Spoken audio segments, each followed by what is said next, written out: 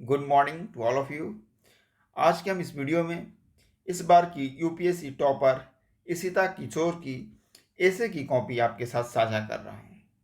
ये video UPSC के साथ बीपीएससी की तैयारी कर रहे छात्रों के लिए भी बेहद महत्वपूर्ण है, क्योंकि बीपीएससी के सिलेबस में भी 300 अंकों का एसे को शामिल कर लिया गया है, जिसमें सेक्शन ए और सेक्शन बी का पैटर्न लगभग वही है जो लोक सेवा आयोग का है। बस अंतर इतना है कि आपको लोक सेवा आयोग में जहां 1000 से 1200 शब्दों में निबंध लिखने हैं, वहीं बिहार लोक सेवा आयोग में आपको 700 से 800 शब्दों में निबंध लिखने हैं। चलिए, हमने जो इनके ऐसे में चयन किया है, इन्होंने बहुत सारे ऐसे लिखे हैं, उसमें से 4 ऐसे आपके लिए लाए हूँ जो कि अलग अलग पैटर्न से लिखे गए हैं। आपको पता है कि इंट्रो लिखने का एक अलग अलग पैटर्न होता है, 6-7 तरीके से इंट्रो लिखे जा सकते हैं। जैसे आप क्वेश्चन पूछने के फॉर्म में इंट्रो लिख सकते हैं, कोई हिस्टोरिकल रेफरेंस देते हुए इंट्रो लिख सकते हैं, कोई एनेक्डोट का प्रयोग करते हुए इंट्रो लिख सकते हैं, एक अच्छे कोटेशन का प्रयोग करते हुए भी इंट्रो लिख सकते हैं। तो हमने कोशिश की है कि दूसरे अलग अलग पैटर्न के ऐसे आपके साथ साझा किए जाएं। अगर आप इस वीडियो को अंतिम तक देखेंगे तो मुझे लगता है कि ऐसे को लेकर आपके मन में जो सवाल होंगे, अगर कोई मिथ होंगे, तो ये समाप्त हो जाएंगे या बहुत हद तक उसका जवाब आपको मिल जाएगा। पहला जो ऐसे हमने चुना है आपके लिए वह है information is the currency of democracy. देखिए, अब इन्होंने जो शुरुआत की है इंट्रो की, मैंने कहा कि बहुत तरीके के फॉर्म हो सकते हैं इंट्रो लिखने के, इन्होंने कोटेशंस के साथ, कोट के साथ शुरुआत की है। देखो, कोट जब भी लिखें आप डबल इन्वर्टेड कॉमा जरूर लगाएं। पहली चीज आपको याद रखनी है। अगर आपको कोटेशन के राइटर का नाम मालूम है, ऑथर का नाम मालूम है, तो ऑथर को जरूर कोट करें। 2 बातें हो गई। छात्र पूछते हैं कि क्या सर कोटेशन का प्रयोग करना अनिवार्य है? तो ऐसी कोई बाध्यता नहीं है। जैसे मैंने आपको बताया कि ऐसे की शुरुआत कई तरीकों से हो सकती है, किंतु कोटेशन से स्टार्ट करने का तरीका एक बेहतर तरीका माना जाता है। अब इन्होंने मिल की जो कोटेशन होना वो सटीक होना चाहिए। इन्होंने मिल की एक लाइन से शुरुआत की है कि if all but one has a difference of opinion we must listen for the truth can emerge from anywhere. ठीक है। इसके बाद मैं एक जो और चीज दिखाना चाहता हूं आपको कि आपको एग्जाम्पल्स खूब सारे देने हैं और शुरुआत में कोशिश करनी है कि आपके एग्जाम्पल्स अच्छे हों। तो इन्होंने इस बारे में रघुराम राजन का और भी अन्य स्कॉलर्स का एग्जाम्पल कोट किया है। इसके बाद जब इंट्रो आपका पूरा हो जाए तो कोशिश करें कि आपकी जो फ्लो हो वो ठीक ठाक हो। मैं इसलिए कह रहा हूँ कि मैंने जब बहुत सारे कॉपी चेक की बीपीएससी वाले प्रोग्राम जो हमारा आंसर राइटिंग का चल रहा है उसमें छात्र क्या करते हैं, लिखते तो सारे डायमेंशन हैं, किंतु उनका जो फ्लो होता है, यानी कि पहले एंशिएंट का उल्लेख करेंगे, इसके बाद सीधा आ जाएंगे मॉडर्न में, फिर मिडेवल में जाएंगे और फिर करंट का इशू डालेंगे, यानी कि जो प्रवाह होनी चाहिए वो खराब हो जाती है, वो मैच नहीं करती है। अब इससे बचने का तरीका क्या है? क्योंकि सारे फैक्ट्स आपके दिमाग में, सारे एग्जाम्पल्स एक बार फ्लो में आ जाएं, ये किसी के लिए भी संभव नहीं है। तो इसके लिए इन्होंने क्या किया है वो दिखा देता हूं, और वह एक निबंध लेखन का अनिवार्य हिस्सा है, और वह हिस्सा है रफ वर्क का। आप रफ वर्क ऐसे की कॉपी के पीछे कर सकते हैं, और लास्ट में आप इन्होंने जैसे क्रॉस कर दिया है, आप उसे क्रॉस कर देंगे। इसे आप निबंध लेखन का एक पार्ट माने, और जब तक आप यह कार्य नहीं करेंगे, आप मान के चलिए कि आप डायमेंशंस तो छू सकते हैं, किंतु फ्लुएंसी अच्छी आ जाए यह मुमकिन नहीं है बिना इस कार्य को किए हुए। तो देखो, इन्होंने अपना टॉपिक लिख लिया।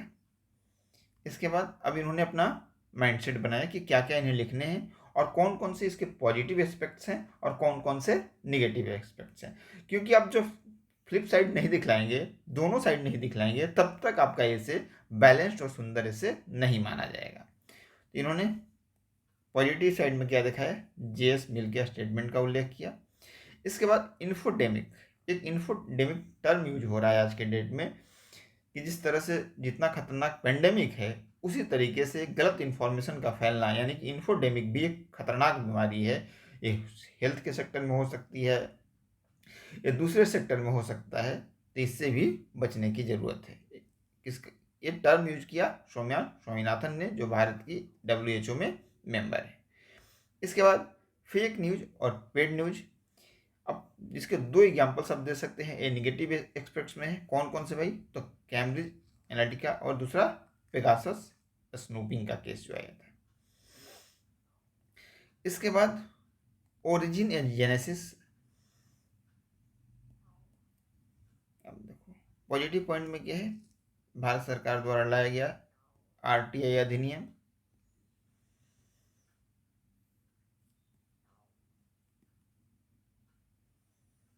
देखो ये सब तो हो गई कितने इन्हें क्या क्या मसाला यूज करना है। इसके बाद मेन बॉडी में essence of democracy, historical origin. इसके बाद जो इन्फो रोल प्ले करता है, फ्यूचर क्या है? तो data is the new oil, यानी कि केवल डेमोक्रेसी में ही नहीं डेटा का महत्वपूर्ण योगदान है इन्फॉर्मेशन का, बल्कि इकोनॉमी और कॉर्पोरेट सेक्टर में भी महत्वपूर्ण योगदान है। इसके बाद और रेफरेंसेस आप किसका यूज कर सकते हैं? तो गांधी का, नेहरू का, कार्ल मार्क्स का, JS मिल, इन्होंने जो यूज किया है एस बहुगुणा। यानी कि आपने देखा कि आपको केवल अपनी बात कहनी नहीं है, बल्कि उसी बात को और स्कॉलर्स के द्वारा कोटेशन जो उन्होंने कह रखे हैं उसके द्वारा उसको जस्टिफाई भी करना है, सब्स्टिट्यूट भी करना है।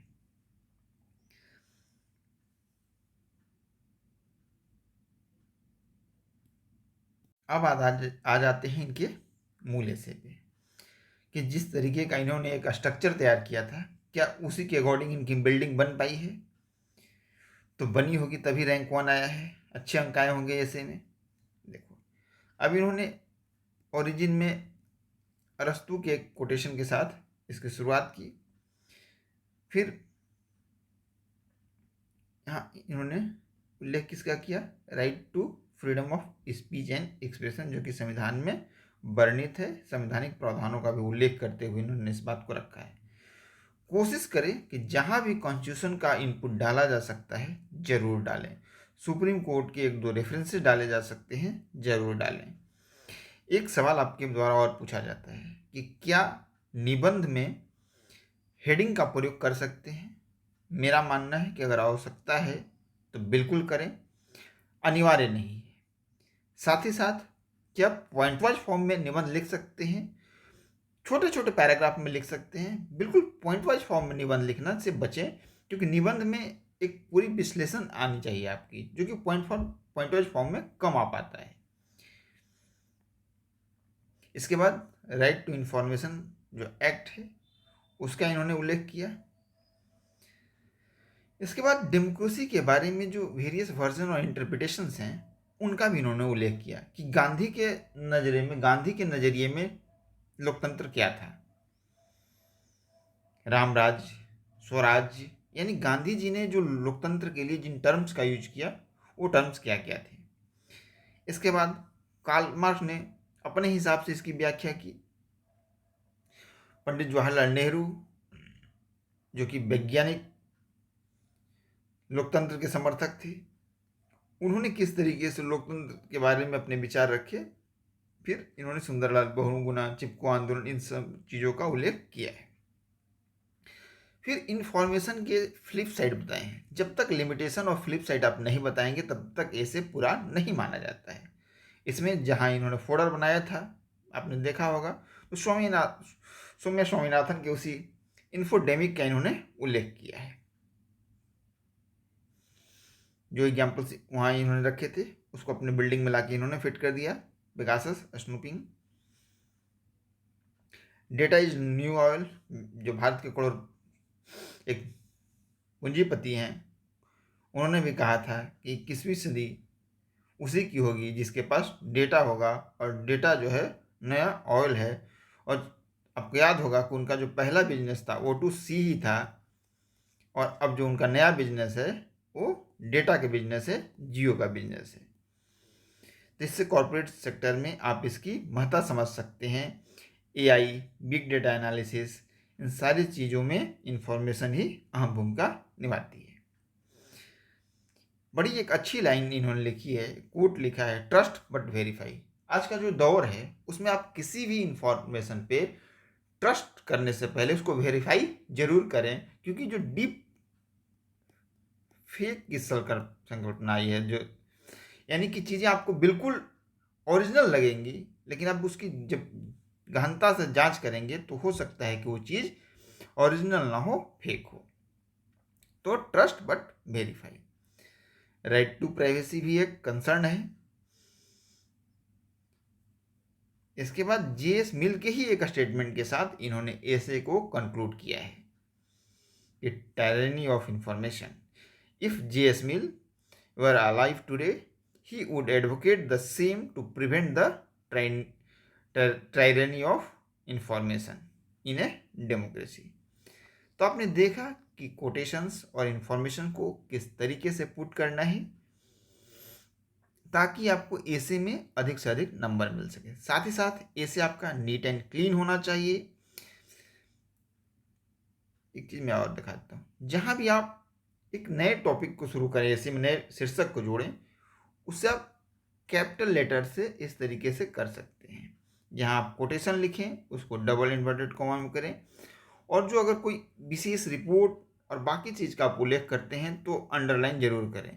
सेम पेन से करें। आप देख सकते हैं कि इन्होंने सेम पेन का यूज किया है, उसमें कोई दिक्कत नहीं है। आपको लाल पीला करने से अंक नहीं मिलेंगे। आपको अंडरलाइन अगर आप अच्छे से करते हैं और जिस लाइन को आप अंडरलाइन करते हैं वो सही में अंडरलाइन करने के लायक है तो आपको नंबर मिलेंगे। अब हम इनके द्वारा लिखे गए दूसरे ऐसे पे आ जाते हैं, जिसका इंट्रो का जो स्टाइल है वो थोड़ा अलग है। Best is the enemy of good. Best is the enemy of good.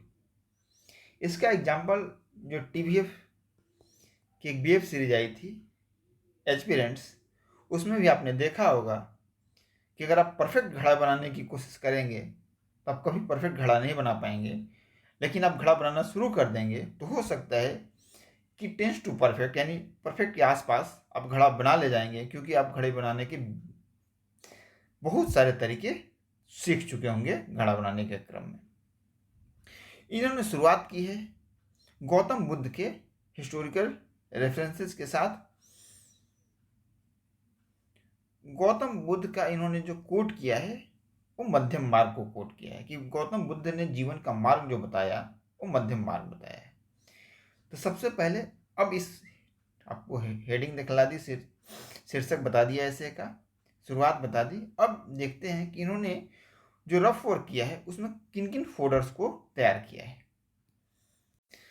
क्योंकि रफ वर्क के माध्यम से मेरा उद्देश्य है कि आप इस टेक्निक को सीख जाएं कि निबंध लिखने से पहले एक काम करना अनिवार्य है।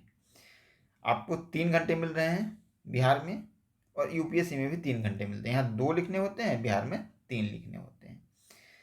यहाँ के लिए आप 20-20 मिनट रफ वर्क के लिए रख सकते हैं, और बाकी समय में आप 2 ऐसे लिखें। बीपीएससी के लिए आप ऐसे के लिए 10 मिनट रफ वर्क के लिए रखें, तो 30 मिनट आपका इसमें जाएगा। बाकी आप 50-50 मिनट में लेखन का कार्य करें।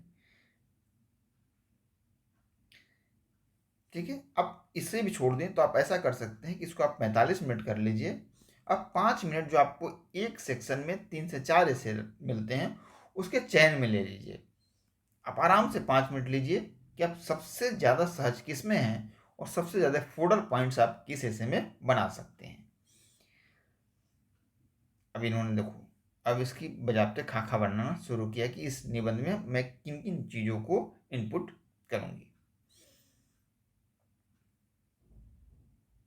पहले तो इन्होंने ये सोचा कि हम स्टोरी के माध्यम से ऐसे की शुरुआत करेंगे, फिर एंशियंट रेफरेंस डालेंगे,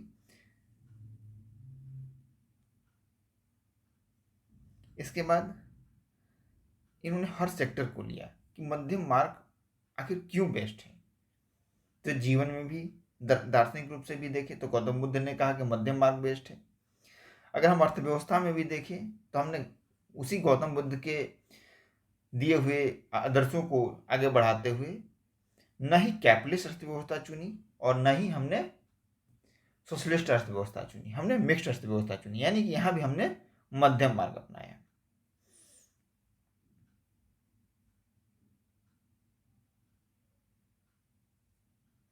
अब कोई जरूरी नहीं है कि आइडियल चीजें हर समय प्राप्त हो जाए, बेस्ट प्राप्त हो जाए।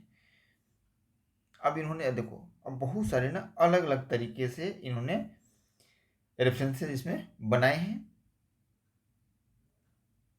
स्पेस सेक्टर के लिए भी, क्योंकि जब कोई खोज होती है, डिस्कवरी होती है, तो वहाँ पे भी आप एक फाइनल मॉडल तक एकदम से नहीं पहुँच जाते हैं। आपने देखा होगा कि चैट जीपीटी की शुरुआत हुई, उसमें बहुत सारे ड्रॉबैक थे। अब उसमें बहुत सारा एनहेंसमेंट हो रहा है धीरे धीरे। जो करंट डेटा का इशू है वो भी लगता है कि कुछ दिनों में सॉल्व हो जाएगा और चैट जीपीटी लेटेस्ट डेटा का उपयोग करने लगेगी। यानी कि आप हर फील्ड में ये दिखला सकते हैं कि अगर हम बेस्ट की कोशिश में रहेंगे तो गुड को भी प्राप्त नहीं कर पाएंगे, किंतु हम कोशिश करेंगे कि पहले हम शुरुआत करते हैं, कुछ अच्छा करते हैं, इसके बाद हम परफेक्ट की ओर बढ़ेंगे। इसी के दौरान अगर टॉपिक से रिलेटेड आप कुछ लाइंस मिलते हैं आपको, तो भी काफ़ी मार्किंग हो जाते हैं, स्कोरिंग हो जाते हैं। जैसे इन्होंने लिखा है, golden mean is the golden rule. कितनी अच्छी बात है। ग्रीक फिलोसफर एरिस्टोटल को भी इन्होंने कोट किया, प्लेटो को कोट किया आगे। इसके बाद all that glitters is not gold. एक चीज और यहाँ पे आपको ध्यान दिलाता हूँ, रेफरेंसेस देखो हमेशा हिस्टोरिकल हो गया, फिर मॉडर्न का इन्होंने एग्जांपल दिया वर्ल्ड वार का, इसके बाद एलपीजी पे आए। यानी कि आपको फ्लो हमेशा याद रखना है। और ज़्यादातर अभ्यर्थी मैं देखता हूँ, खासकर बीपीएससी के जो नए बच्चे निबंध लिख रहे हैं, उनके साथ ये समस्या ज़्यादा है। उनके जो ऑर्डर है, फ्लो है, उसमें काफ़ी दिक्कत है। इसी चीज़ को मैं बार बार कहता हूँ कि फ्लुएंसी का इशू है। डेवलपमेंट वर्सेस डिफोरेस्टेशन डिबेट, बाकी facts and time and space अलग अलग इन्होंने हेडिंग के साथ इसको बताया। हिट एंड ट्रायल का उल्लेख किया है। यहाँ पे आप एक कहानी का उल्लेख कर सकते हैं, जो हमने आपको शुरुआत में बताया था कि घड़ा बनाने के लिए आपको ज़रूरी है कि आप विभिन्न तरीके से घड़ा बनाने का ट्रायल करें। तो उसको आप एनेक्डोट या कहानी के रूप में भी इसको शुरुआत में भी बता सकते हैं, जैसे इन्होंने गौतम बुद्ध के एक स्टोरी के साथ इसकी शुरुआत की है।